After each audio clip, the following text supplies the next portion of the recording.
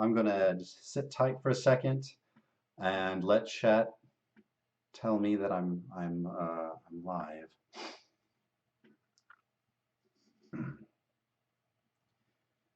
Maybe pull up my cheat sheet while I'm thinking about it.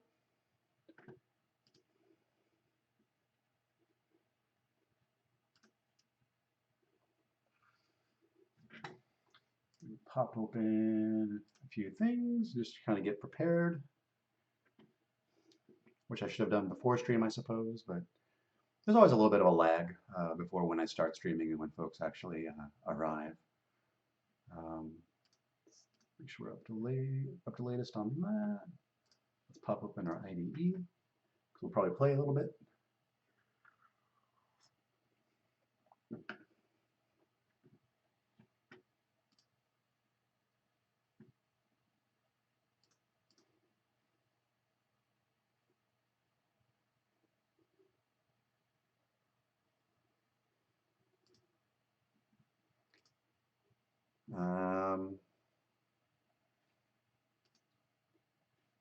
Chat, can you hear me? Can you see me? Am I going?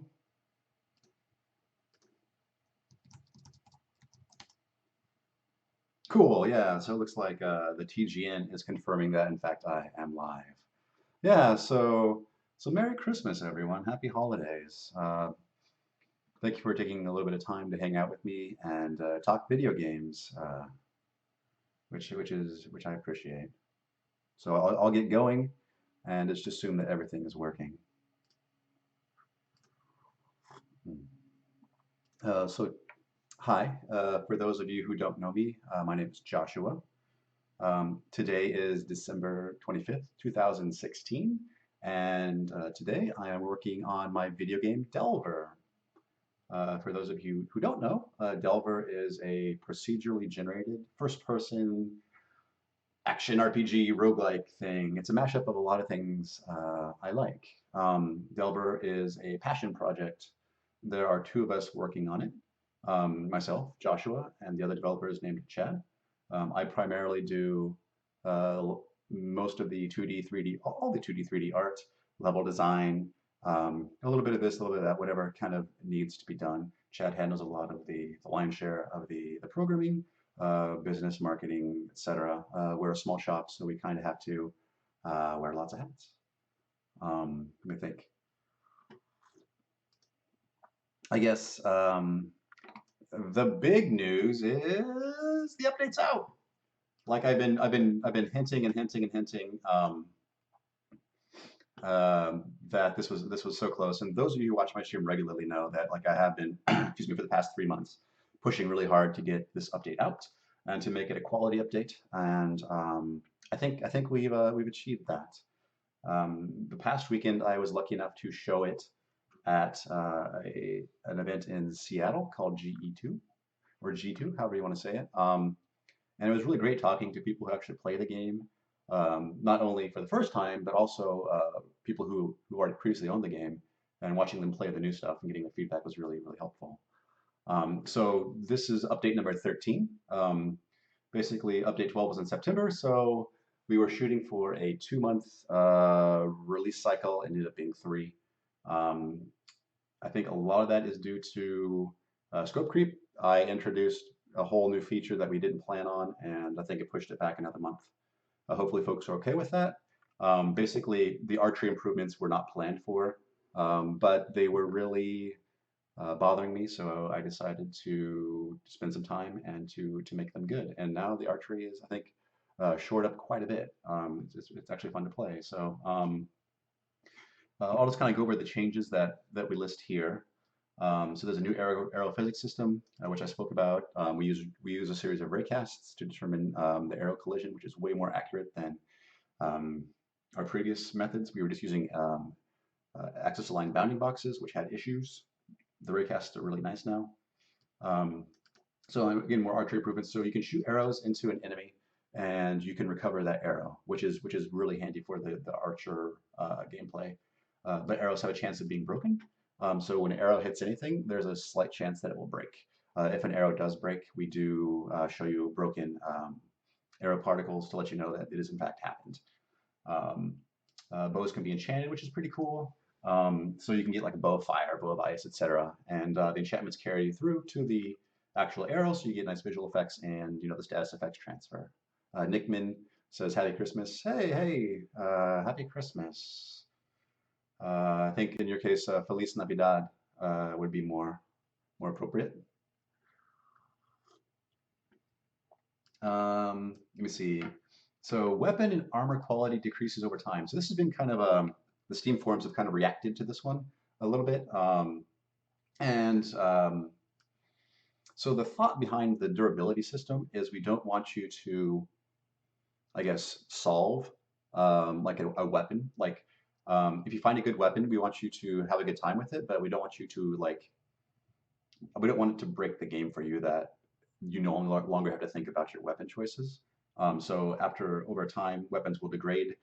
This definitely needs tweaking. I want to have some variation in quality as well. So like maybe an iron sword has a moderate amount of durability, and a steel sword has a lot. And then the gilded swords, even though they're really sharp, maybe they aren't as durable as a steel sword. So again, trying to give you more interesting choices to think about when working with weapons. Again, we're trying to add changes to make the game more interesting.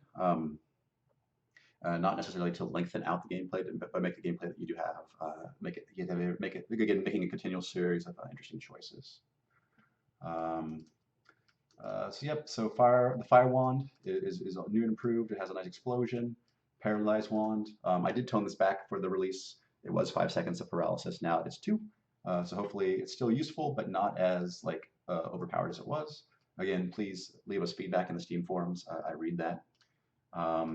We now have identify scrolls because sometimes you can find stuff that isn't identified. Generally, that's indicated by question marks. So now enchant. So there's a whole enchant system now too for items and weapons. So you can use scrolls to enchant weapons and armor, which is cool. Yep. So this is more enchantment stuff. So now there's a prefix and suffix enchantment. The loot drops are weighted based on player stats, which I've talked about a little bit. And after watching people play for 17 hours, it doesn't seem to be too overpowered. Again, I'm waiting for people's feedback on that one. Magic missiles can now be knocked back with melee attack, which is cool.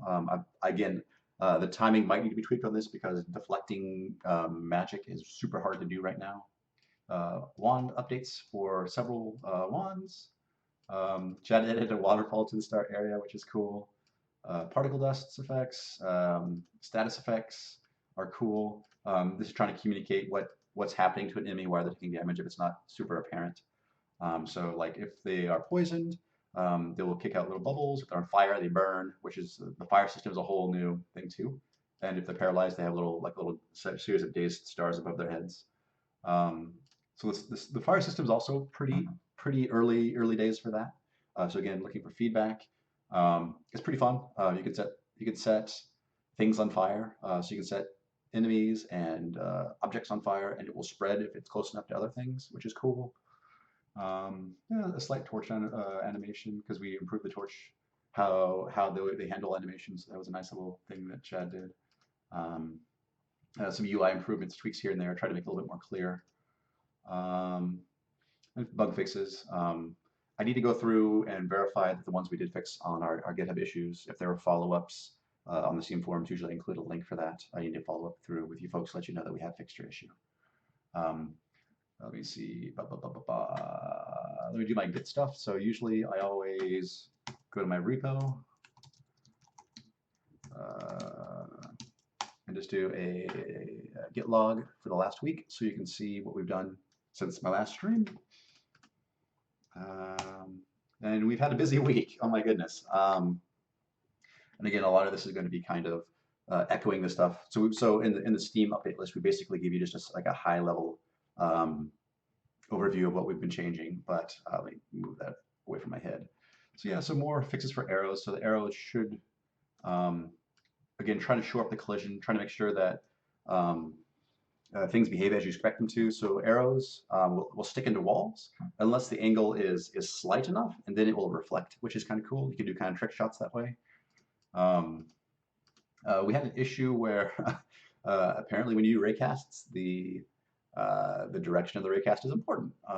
If you notice, there was a few streams ago where I was trying to make a target, and the arrows kept jumping through the target, and that's because we were doing the raycast in the wrong direction. So it would prefer things farther away from the player, but that's been shored up. This was a bug. So now you can copy and paste in the editor, and that it behaves like you expect it to. Um, More room generator stuff. Monster closets is cool. This is me tweaking up the arrow economy. I dropped the default amount of arrows from 10 down to 4. And the thinking with this is you can recover arrows now. So I watched one kid play on Sunday, and he played for almost an hour at my booth, which is really awesome watching him demo it. And he got all the way down to Ruins 2, and he had like 50 arrows, and he didn't have to worry about a single thing. So I bumped that back a little bit because just, the way archers play now is different, and I'm going to need to keep an eye on that, see how folks actually play. Let me see. Yep. So the knockback values were messed up. Um, Apparently I didn't know this when I initially implemented them, but the ranges from 0 to 0.6, and most of the maces had knockbacks higher than that. So I kind of rescaled everything. So they're within the acceptable range, and that they have a little bit of differentiation to them. Yeah, tweaking the fire effect. And this is for the fire system, just adding a little bit more particles, so it looks a little bit nicer. Chad is working on, he fixed the whole enemies getting stuck in the ceiling and jumping on top of each other and doing crazy stuff. That should be fixed. More particle effects. More particle effects. So this is a big feature request too. I think it's a good quality of life change. Is if you have no arrows and you attempt to attack with a bow, it will just go ahead and straight up tell you you have no arrows. I used to play the entire animation, and it would only tell you when you fire if you had arrows or not. So this is nice.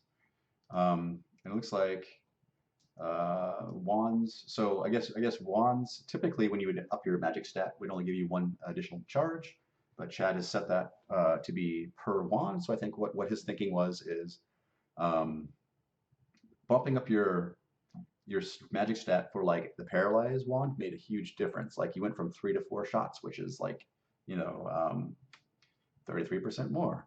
But on the wand for like magic missile, you have 20 shots, and going from 20 to 21 is a very small change. Like 5%, which as much. So we can set the how many ammo bumps per magic stat you place. Chad also put in some festive stuff, some holiday stuff in there. So if you take a peek, there's some holiday stuff in the start area now. So I made some art for the secret thing. A few folks have found it, which is cool. We had a bug where magic missiles could potentially hit spikes and get stuck in the air forever. So that's been fixed. And then tweaking the ice wand spell color, so it's not like it's more of like an ice blue and not just like a royal or cadmium blue. I tweaked the composite bow a little bit. I think I may have bumped the damage down a little. I thought it was a little overpowered. And there was also an unfinished temple room that somehow got left in there that I removed. And then also I changed the spelling of arrow to arrow just to make it more consistent. It was inconsistent in several places. This was me trying to diagnose the arrow stacking issue. Folks are still reporting it. At least I saw one report as of today. I tried reproducing it. I can't. I've tried several things, so hopefully they get back to me and we can get that shored up. But we thought we had that fixed, and if folks are still seeing it, then we need to do something about it. Okay, I'm just going to play a little bit, maybe show off some of the changes. And today's probably going to be a short one. I'll probably play for 15 minutes to answer questions, and yeah, let you guys get back to your holiday.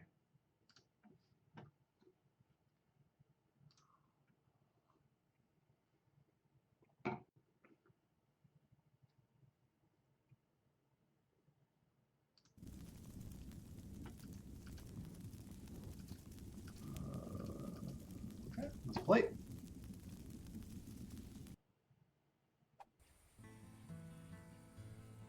Yeah, so this is it. Chad used the particle system to create a Christmas tree, and he added a Santa hat, or a festive cap. So I think we should play with the festive cap. That only seems right. Heck, it even gives us 1 AC, so we'll take it. Yeah, here's the new torch.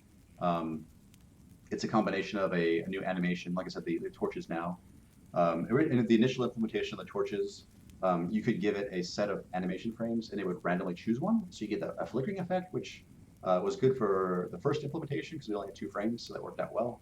But now we have a nice 8-frame animation loop, and we also threw some particles on top of that too, so you get a little bit more variation.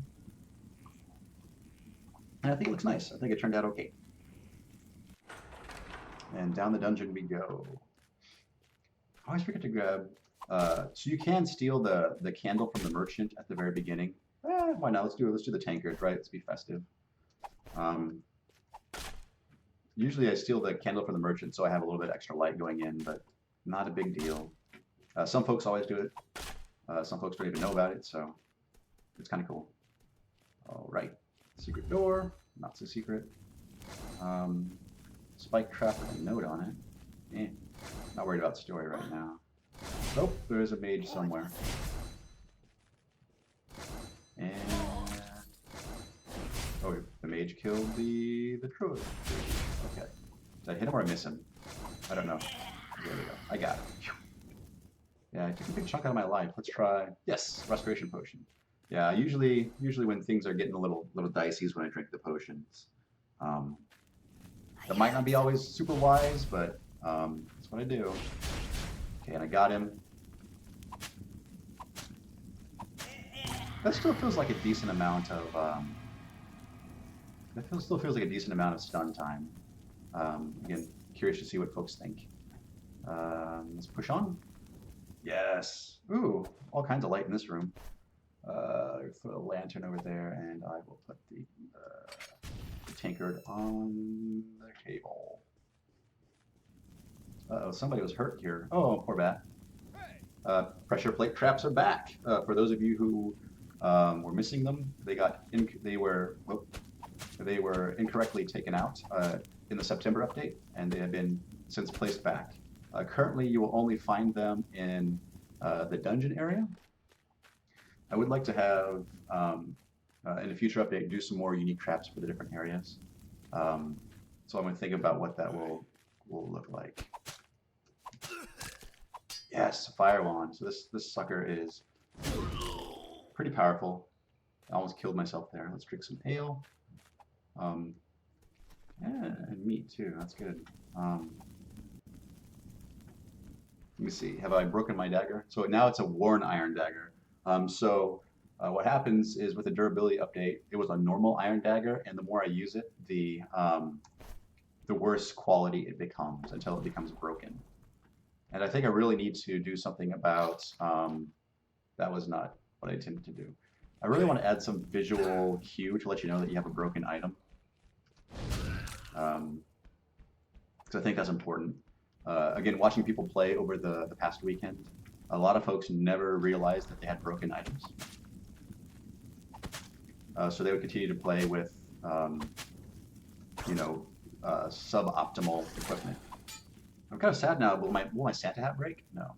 Okay. Maybe it will. I think maybe it might be contingent on me taking damage, which I'm trying to avoid to my best of my ability.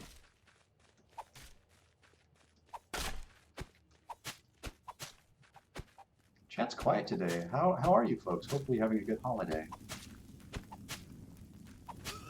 When you're this quiet, it makes me worried that I'm not streaming.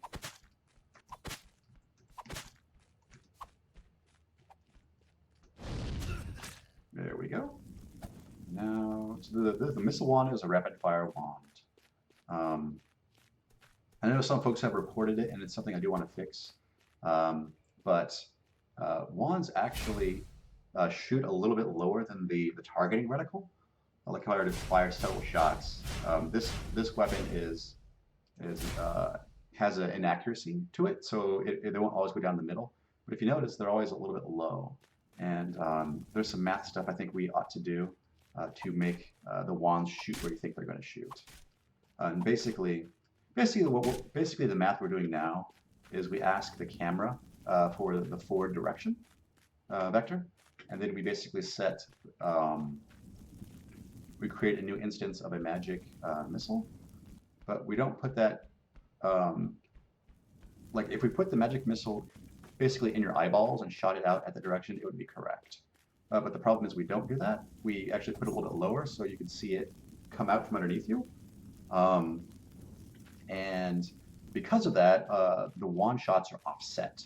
So what we need to do is when you click fire, do a ray cast, see what you're looking at, and then actually point the magic missile towards that. It'll turn around when you see where I'm at. Okay, cool. So I think that will be a quick fix. And now that this update is out, I need to kind of sit back and kind of take stock of what features we still want to do, and which ones we can live with or without, which ones we have to have, and try to get the next couple of milestones planned out, and then put that on the Steam forums so you folks know what's going on. Ooh, a poison sword! Oh my goodness! So my game is changing a little bit now.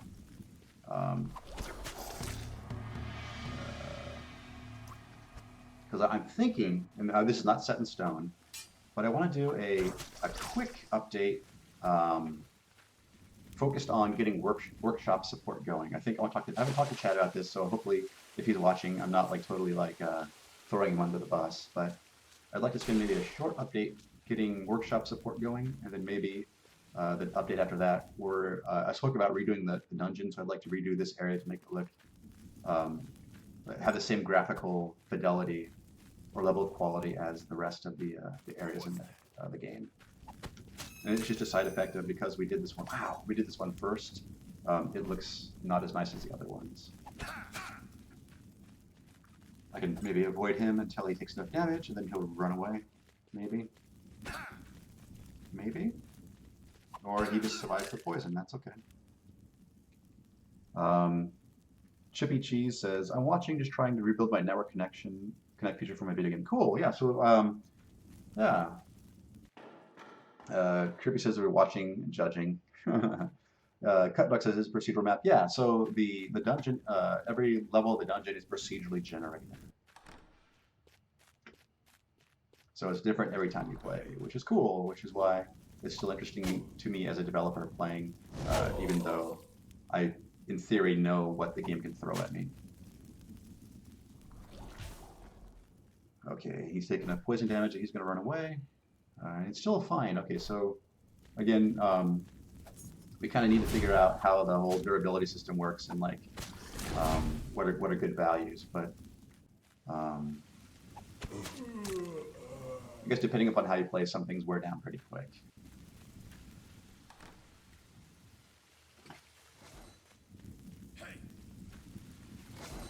A little taste of poison.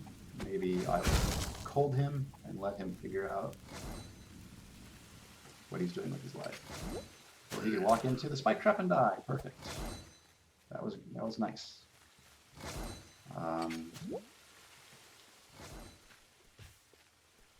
Cool. Who was that? Pushing on, see if I can get to the next level. Or next dungeon area. Yeah, another thing too is I probably need to rebalance out. And again, I'm saving a lot of these balance issues for some of the later updates because as we're adding new systems, we could potentially break the balance that we have now. So I'm more focused on getting the systems in and getting them to a reasonable set of values, and we can keep them from there.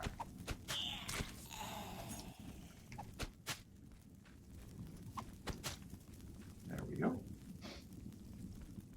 You step on the trap. You know you want to. You know you want to. Are you still coming for me? Okay.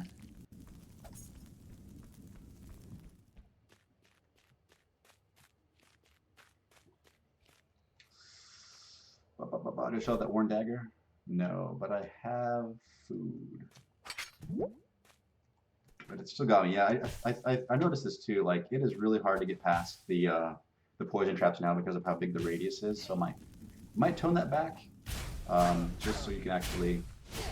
Ow. Wow. Cool. Thank goodness for that restoration potion.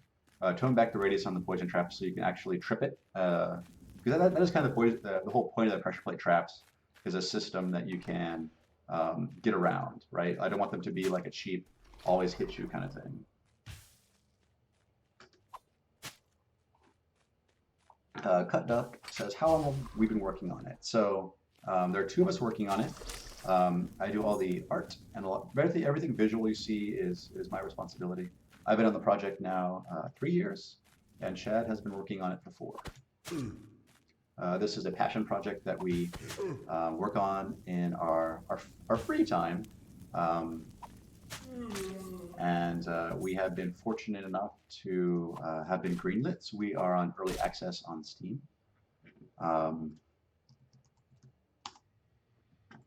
So if you want to support our development, you can purchase the game there, or you can wait for it to come out, which we're shooting for a release sometime next year, which is why I was talking about like trying to figure out features and milestones and getting those things organized and sticking to it, right? Like project management isn't necessarily a very sexy part of game development, but it's a necessary part to make sure that we actually deliver the darn thing. Let me see if I can trip it with these bones. Man, I still got poison. That was a long ways away, so that definitely needs to be addressed. I guess I'll let my health dwindle down, and I'll use that rejuvenation potion to fix things. Okay, I'm probably gonna leave here in about 5 minutes, just because it is a holiday after all, and I want to spend time with my family, and I'll let you get back to yours. I just wanted to just to give you a quick update. Cool. Oh, crap. And yeah, I've been really good about doing every Sunday since like July, and I didn't want to miss one. And then, I wanted to talk to you folks about the update getting out, and because I'm excited about it, it represents 3 months of hard work, and I'm eager to read your feedback. And I do read it. I don't always reply, but I do always read. So let's try this. Another strategy one can use is to put an arrow on the trap. So if I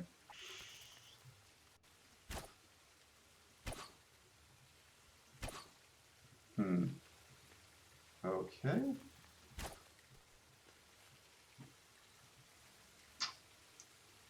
Maybe that isn't as feasible as it used to be. Maybe we should, okay, so it looks like it's, I think my speed is high enough I can actually run across it. Okay. Using arrows to trip traps is probably something we should look at, because that was something that did feel cool.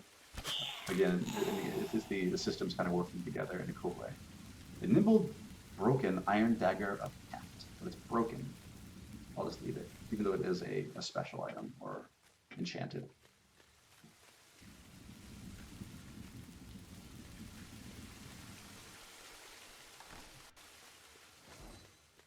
The bows are new. They've been retooled, so there are 5 bows now. I'm using the short bow, which has the least amount of damage and the shortest range, but it also has the fastest attack speed, which I think is useful. Oh wow, that was super unlucky. So you notice that both my arrows broke, and there's only like a 10% chance of them breaking, so that was unfortunate. But it happens. That's why, again, I'm trying to balance out the arrow economy. It used to be the fact, before this update, that arrows, whenever they would hit an enemy, were gone forever. So that's why we were a little bit more heavy-handed with handing out arrows. So again, people who like to play as archers, please let me. Uh-oh. I thought Chad made it so that it would complain.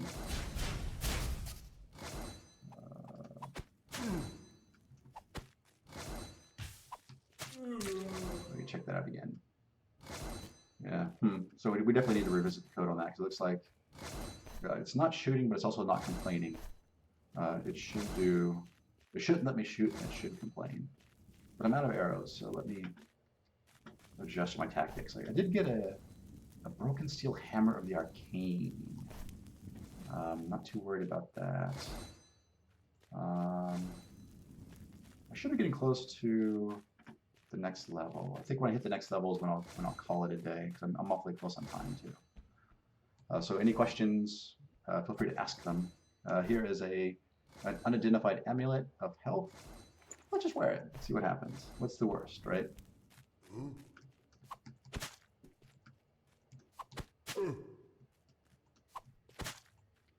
I think this is probably, it's worn now, so it's not as nice. I'm also thinking that maybe that broken items should also maybe not transfer their status effects. So like a broken peril or a broken poison sword probably shouldn't poison, but up until then maybe it should. Not sure. Unidentified round shield and level down. Cool. So this is the first interstitial area. It's designed to give you a bit of a break and a little shop where you can spend the gold that you have earned. So like for me, I could. This is a good place for me actually. Like buy arrows if he's selling them, which he is. He's selling 2 arrows. Awesome. Thanks, buddy.